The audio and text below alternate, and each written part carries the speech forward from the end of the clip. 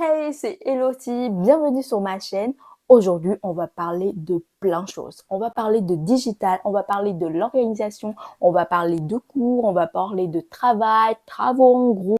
Waouh, on va parler de plein de choses. Mais tout ça, moi, je le fais grâce à une seule application. Et je suis sûre que cette application, tu le connais et que tu l'as.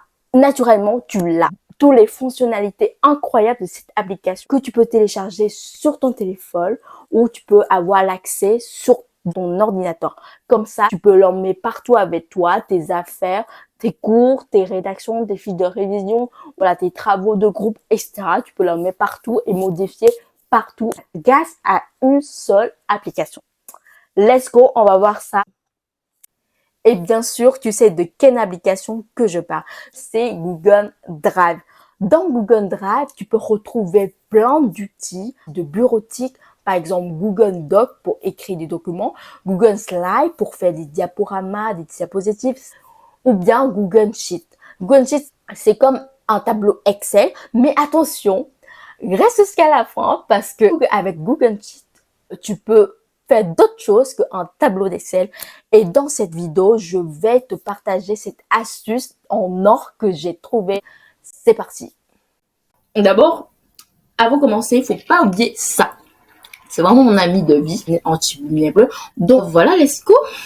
On va sur l'application, sur l'icône qui est de l'application.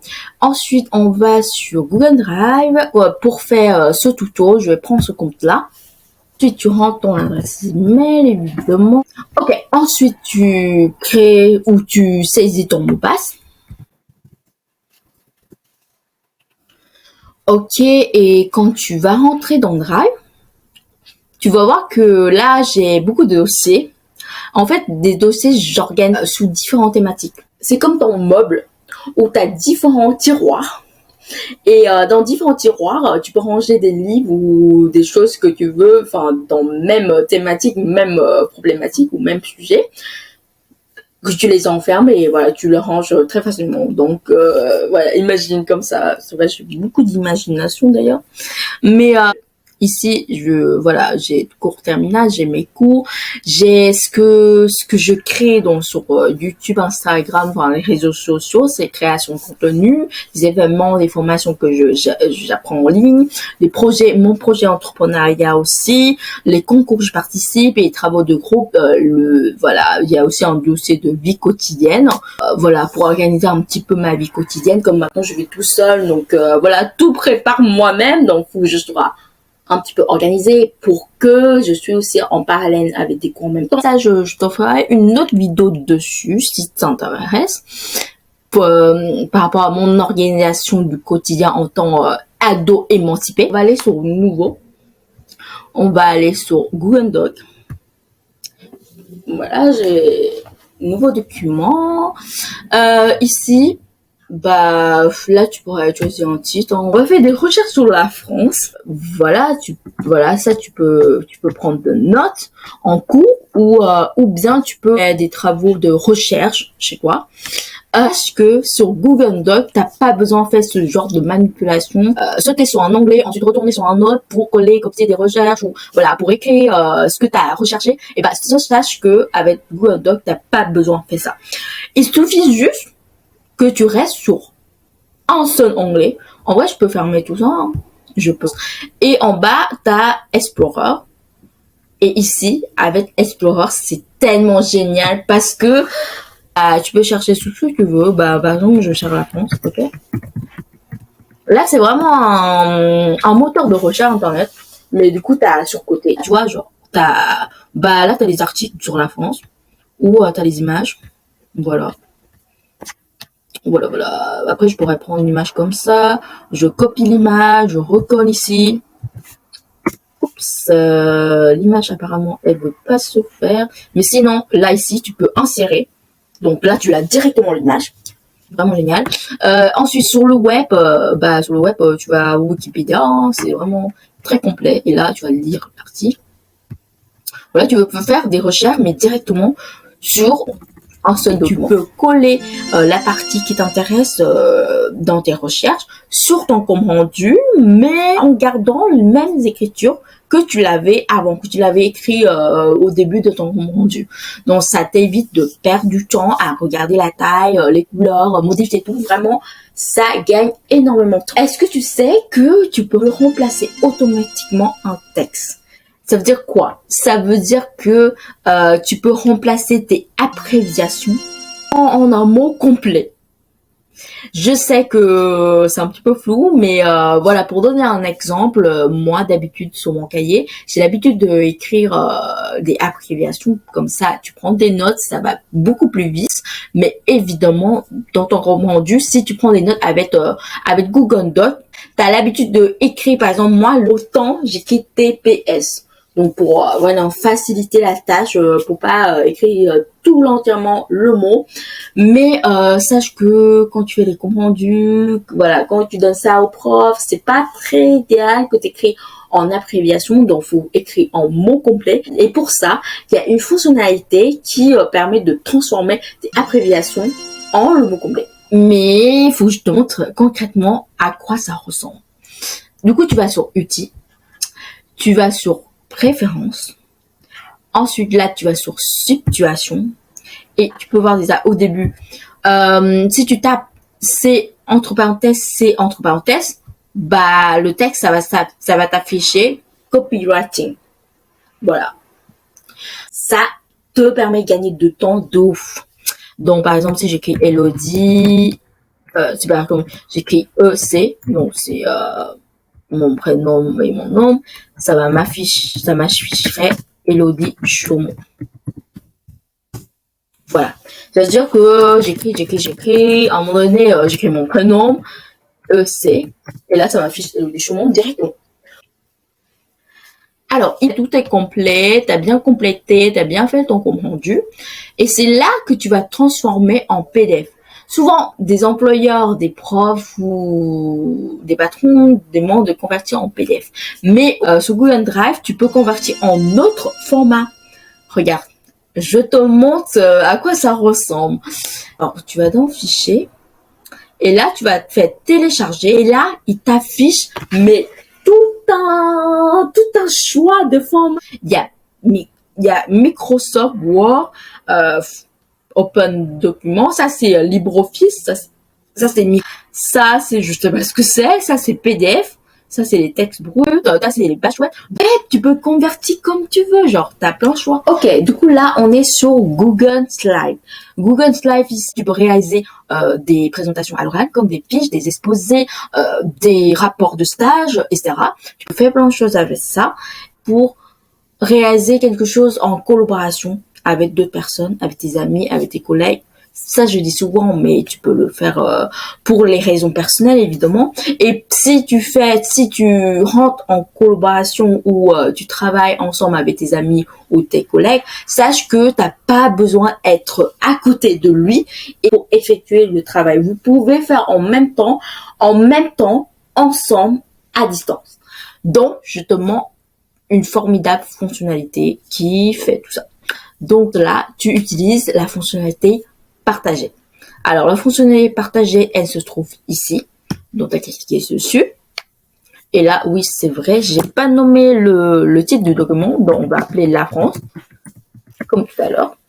On va enregistrer. Et là, normalement, elle te demande de mettre un email de quelqu'un. Donc voilà, j'ai ça sous mes yeux, donc je mets ça. Tu rentres un message, salut, voici le lien accéder à notre présentation. Voilà, oui. Et normalement la personne elle va recevoir. Donc le personne va être mon téléphone, on va dire. Ok, du coup c'est bon, j'ai reçu une notification sur ça. Ok, du coup là, je vais ouvrir. Voilà, et du coup l'autre personne, elle a aussi même document que toi, en même temps que toi, comme ça vous pouvez travailler en même temps. Avec un appel, voilà. Comme ça, la personne qui travaille avec toi, elle peut voir ce que tu écris. En écrivant ses idées, au lieu de dire, vous faites ensemble et vous avancez au fur et à mesure. Si tu veux unifier ces diapos-là en un style, pour cela, tu peux aller sur diapositive, modifier le thème. Et là, ici, tu as le thème, tu as les mises en page ici. Ça, c'est pour le style du titre. Donc, tu peux donner un exemple. On va citer la source. Donc, on va mes sources, Wikipédia. Voilà, on pourrait mettre ça sur le côté. Voilà, on va mettre ça sur le côté. Et là, normalement, ça va s'afficher. Et là, tu vas voir. Quand on ferme ça, tu vas voir que sur tous les diapos, tu vas retrouver source Wikipédia, sur Wikipédia. Évidemment, tu pourrais faire d'autres choses avec, évidemment. Mais voilà, bien sûr que tu peux retrouver la fonctionnalité Explorer dans Google Slide, comme dans Google Doc, comme dans Google Sheet. Okay, imaginons que tu as fini de préparer tous ces diaporamas, tu pourrais ensuite aller jeter un coup d'œil sur cette présentation que tu vas projeter sur le tableau ou voilà le projecteur comme tu veux, voir comment sont présentés. Là, tu cliques sur diaporama et là, tu vas présenter ce que tu as à dire. Mais j'ai une astuce qui va t'aider à capter plus l'attention des gens qui t'écoutent pour l'écran. Ou ça, si tu veux, je te conseille d'utiliser un laser pour épater tes auditeurs. Donc, si tu veux utiliser ces fonctionnalités, tu vas entrer dans le diaporama et ensuite, tu vas cliquer sur le bouton L. Et moi, je trouve ça trop stylé. Et du coup, tu peux te dire, en même temps, voilà, tu peux montrer des trucs vraiment. Alors, pour la dernière application, tu vas voir que Google Sheet, comme Excel, n'est pas seulement un tableur de calcul. Donc, quand je te dis tableur de calcul, ça t'effraie. Mais voilà, c'est important d'avoir quand même un compte rendu, en fait, de tes dépenses. Donc, je te conseille fortement de créer un tableur comme ça. Mais si tu as la flemme, je te mettrai un modèle dans la description que tu peux retrouver et retélécharger et du coup adapter à ta sauce. Pour ça, je vais te montrer. Alors, je vais être ma vie quotidienne, la comptabilité, et c'est ce modèle-là que je vais partager dans la description. C'est un modèle vraiment très très simple. Là ici, tu as le compte, tu peux entrer ton compte. Ici, tu peux entrer ton numéro de compte. Ici, ta date que tu dépenses ou la date que tu gagnes l'argent. Et oui, parce que ici, tu as l'objet. Ça, c'est l'objet. Ça, c'est ce que tu dépenses et ça, c'est ce que tu gagnes. Et ça, c'est l'argent que tu as sur ton compte bancaire. Et ça, c'est vraiment génial parce que c'est ce indicateur-là que je regarde à chaque fois. Pas tous les jours non plus, mais genre presque toutes les semaines, quoi. Voilà, je regarde ça pour savoir combien l'argent j'ai dépensé pendant une semaine, 2 semaines, 3 semaines, voilà. Si aujourd'hui j'ai dépensé 10 euros, demain je dépense 5 euros, donc au total, j'ai dépensé 15 euros. Après avoir rentré tes valeurs de dépenses, tu vas tirer ça vers le bas et ça va calculer automatiquement. Voilà. Et ça aussi, du coup, ça calcule automatiquement aussi. Voilà. T'as le tableau de comptabilité. Encore une fois, je mets ça en lien de description. Donc, n'hésite pas de exploiter parce que tous les ressources que je te partage, mais c'est pas fini, n'est-ce pas? On arrive au secret que je voulais te dévoiler de début, que je t'ai promis déjà dévoiler. Le secret que j'ai parlé du début de la vidéo. Donc, c'est parti. Alors, on revient là, sur le drive. On revient en arrière et là, je suis toujours dans le dossier de ma vie quotidienne et je vais dans To-Do List. Tu vas voir, avec Google Sheet, tu peux faire un To-Do List automatique. Quand je dis automatique, c'est que tu n'as pas besoin de tous les jours créer un nouveau document, créer des cases à cocher et entrer des objectifs chaque jour et noter les dates chaque jour et noter ce que tu peux faire en premier ou en deuxième ou en troisième. Et ouais, ça c'est vraiment compliqué. Ou effacer après avoir fait la tâche, etc. Vraiment, ça prend beaucoup de temps. Donc, je te propose justement un document que j'ai inspiré. Encore, on va découvrir ça. Là, tu as un template. En fait, c'est cool, c'est que chaque jour, le jour que tu ouvres le fichier, ça s'affiche la date ici. Voilà, ça fait automatiquement. Et après, tu as la date là, tu as objectif. Et ici, tu as la vidéo où après, il va montrer comment tu utilises ce to-do list. Mais voilà, si t'as un petit peu flemme de regarder, bah je vais te vraiment donner des astuces vite fait. Alors, ce que je vais faire, c'est que je mets tout ça dans la description et tu vas retrouver ce document dans la description. Tu vas le télécharger dans ton Google Drive. Tu fais une copie. Attention, je dis bien une copie. Parce que sans une copie, tu pourrais pas utiliser le template tout seul comme ça.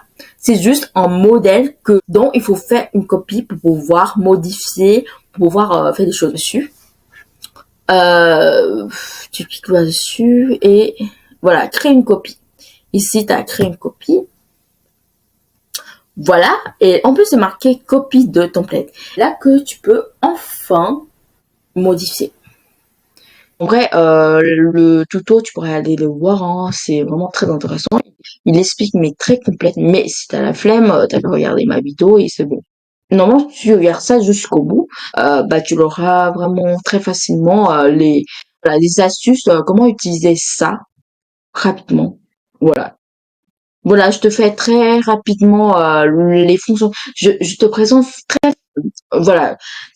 Alors si tu veux voilà approfondir sur comment utiliser si tu veux approfondir sur les fonctionnalités de ce liste automatique, bah tu pourrais aller voir la vidéo que tu pourrais la voir là ici, template to-do list où bah je t'explique très vite fait parce que ouais, les fonctionnalités, il y a pas une tonne mais c'est vraiment des fonctionnalités voilà, faut que tu capes quoi. Quand tu capes le truc, bah tu peux utiliser tous les jours en vrai. Tous les jours. En vrai, j'utilise ça tous les jours, hein, pour calquer mes habitudes, pour établir voilà ma journée ou pour bah planifier ce que j'ai à faire, voilà pour surveiller aussi mes tâches à faire, voilà mes tâches à faire bah en priorité, mes tâches à faire plus tard, voilà tu vois c'est très utile. Donc là ici, bah pour commencer, t'as l'objectif donc.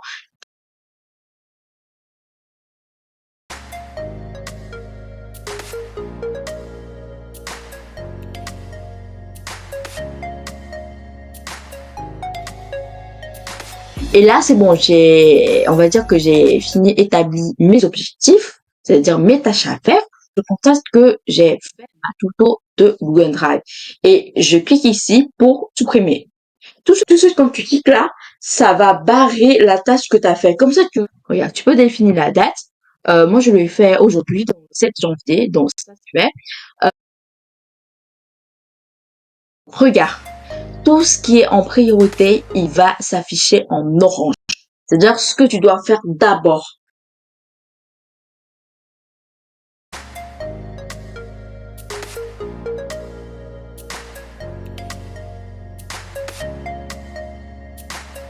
Si tu veux le faire plus tard, des tâches, tu pourrais cocher sur cette case-là.